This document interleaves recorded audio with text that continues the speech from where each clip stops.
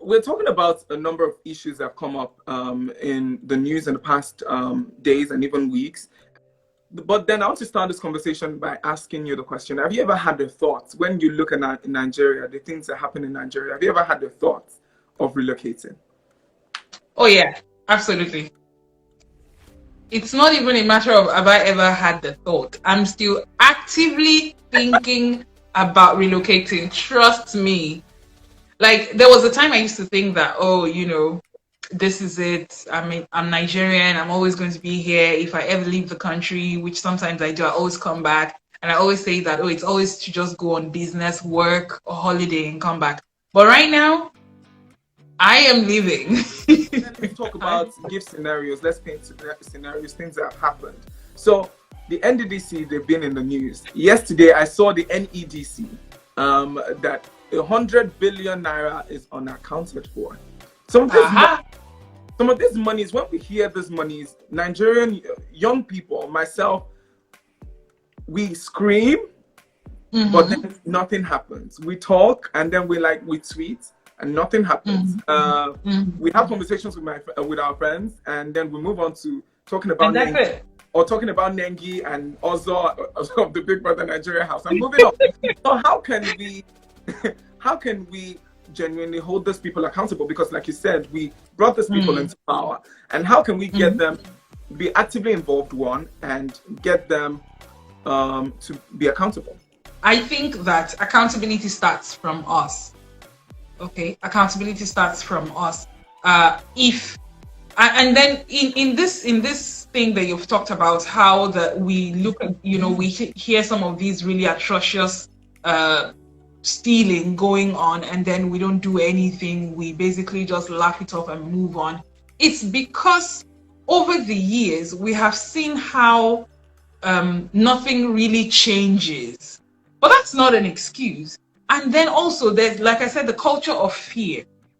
There's something that has been instilled into us. Okay, if you really want to look back to the times when people like them, Wole Soyinka, were in school, in universities, how, basically they fought for what was theirs. They stood up, they protested. I was in the university when I saw the gradual decline of the student union movement, and it was gradually crippled. And then people in SUG and people in NANS became, like power-hungry brokers and politicians themselves. We saw that happen. And these are all, the elements that would make us stand up. But unfortunately, these things are no longer there. How did it happen? How did it die? The gradual decline of our educational sector, how education was defunded to the point where,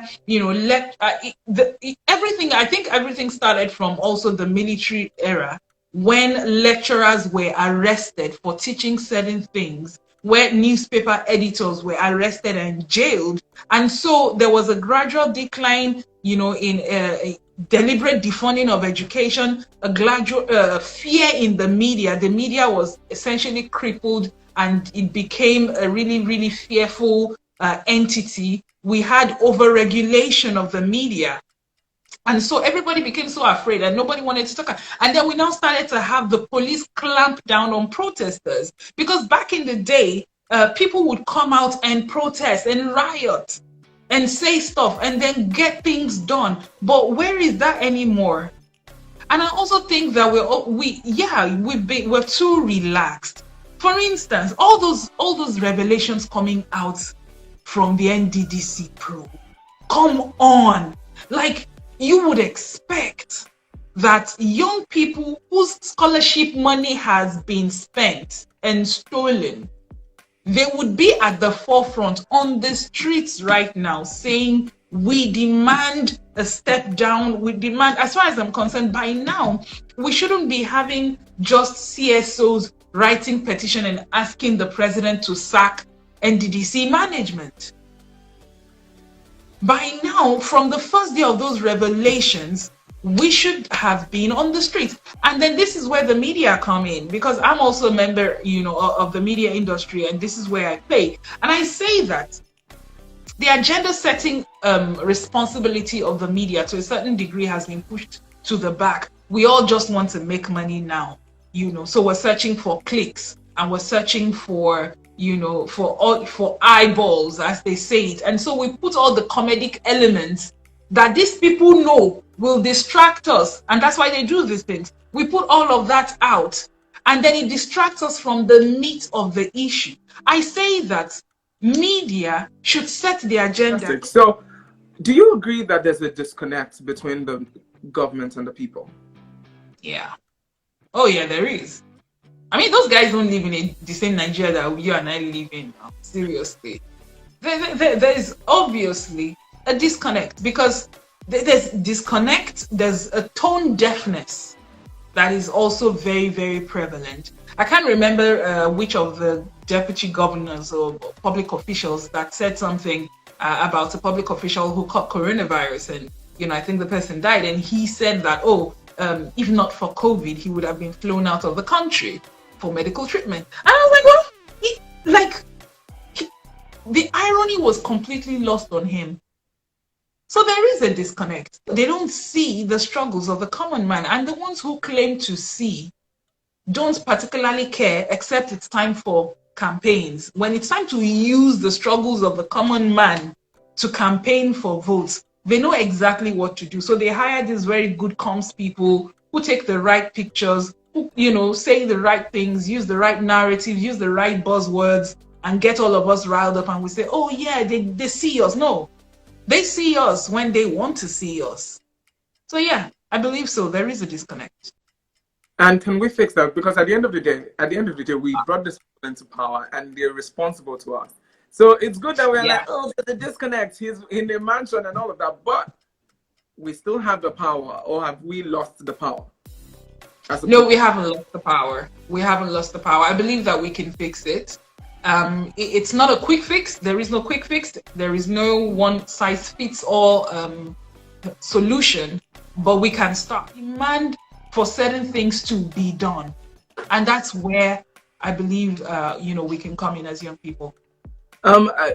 Speaking about I love it, how we can come in as young people. But then I want to ask questions specifically on certain things that have happened in Nigeria in the past days.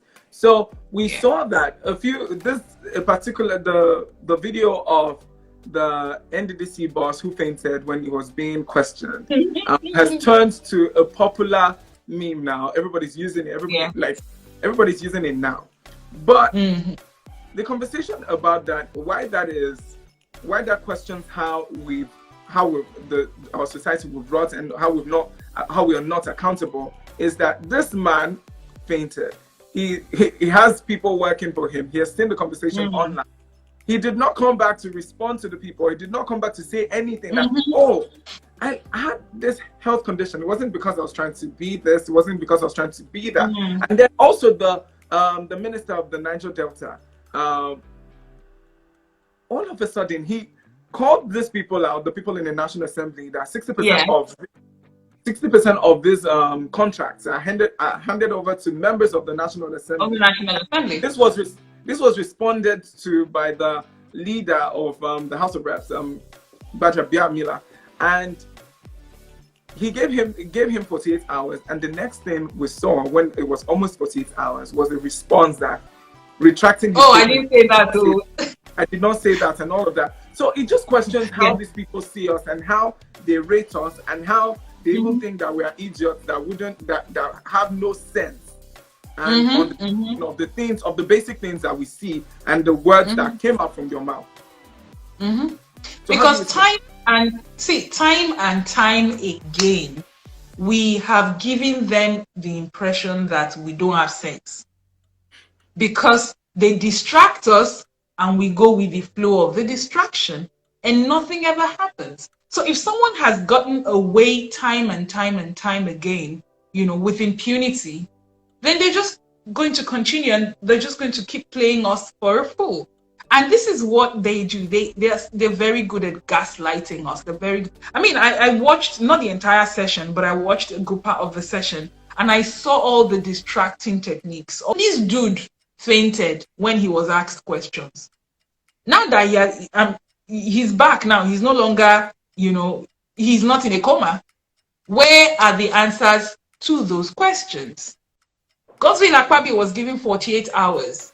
He came back to say, oh no, I didn't say it. I'm looking at the press statement now, and he said the member had sought to know whether a medical director can serve as blah blah blah blah blah. Long story. It's just when it's plain old lying, because everybody saw the video and we all heard what he said. So you can't, when we refuse to be gaslit, we will not be gaslit. You cannot gaslight us. But we also need to show that, no, you can't gaslight.